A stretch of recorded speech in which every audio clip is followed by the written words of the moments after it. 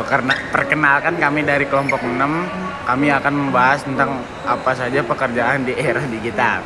Kelompok kami berisi 6 orang, yaitu Saya Safana Syawal Salsabila.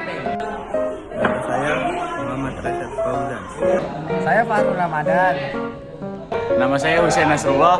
Saya Ahmad Ligarawan. Nama saya Anas Masara. Pada era digital saat ini, semua orang sudah memakai teknologi. Salah satunya adalah handphone. Handphone adalah hal yang paling berharga bagi semua orang yang tidak akan ditinggalkan oleh semua orang. Ada banyak sekali pekerjaan pada era digital saat ini. Apa saja sih pekerjaannya? Yuk simak video berikut ini. Programmer adalah sebuah jenis profesi atau pekerjaan yang bertujuan untuk membuat sebuah sistem menggunakan bahasa pemrograman. Seseorang yang memiliki skill menulis kode program syntax dan merancang sistem bisa juga disebut programmer.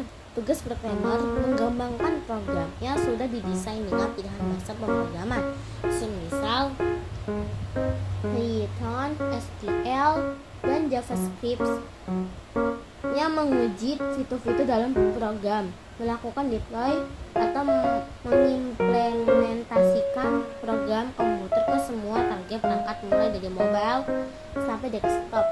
Saat ini gaji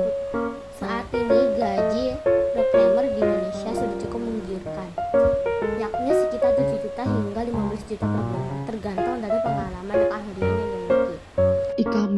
E-commerce secara umum dapat diartikan sebagai transaksi jual beli secara elektronik melalui media internet. Selain itu, e-commerce juga dapat diartikan sebagai suatu proses berbisnis dengan memakai teknologi elektronik yang menghubungkan antar perusahaan, konsumen, dan masyarakat dalam bentuk transaksi elektronik dan pertukaran atau penjualan barang, servis, dan informasi secara elektronik. Contohnya adalah Shopee, Tokopedia, Lazada, Bukalapak, dan e-commerce lainnya. Freelance adalah seseorang yang bekerja sendiri dan tidak berkomitmen kepada majikannya, karena sistem kerja mereka yang bebas, bisa dari mana saja, dan tidak terikat aturan perusahaan tentang jam kerja dan pakaian. Seorang freelance dapat mengatur waktu kerjanya sendiri loh. Contoh pekerjaan freelance adalah copywriter, content writer, desain logo, desain website, desain produk, desain konten media sosial, dan desain lainnya, konsultan bisnis, fotografer, barista, provider, dan pekerjaan lainnya.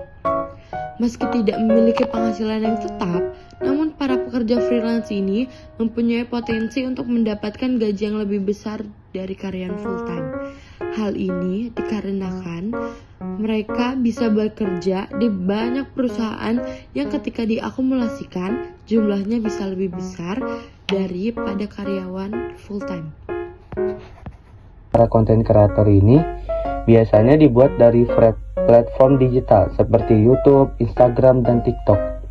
Tugas dan tanggung jawab konten kreator menulis, meninjau, mengedit, dan membuat konten untuk platform yang digunakan perusahaan untuk marketing, melakukan riset dan interview untuk mempelajari tren terkini, serta dalam pengembangan konten bekerja sama dengan tim kreatif untuk mempersiapkan materi promosi.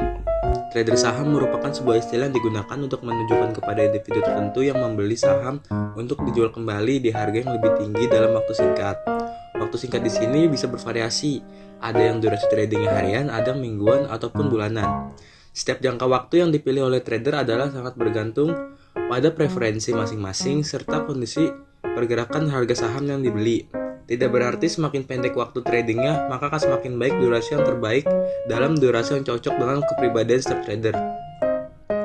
Nomor 6. Pialang saham atau broker adalah orang yang melakukan transaksi jual beli di pasar saham atas perintah klien, yakni investor.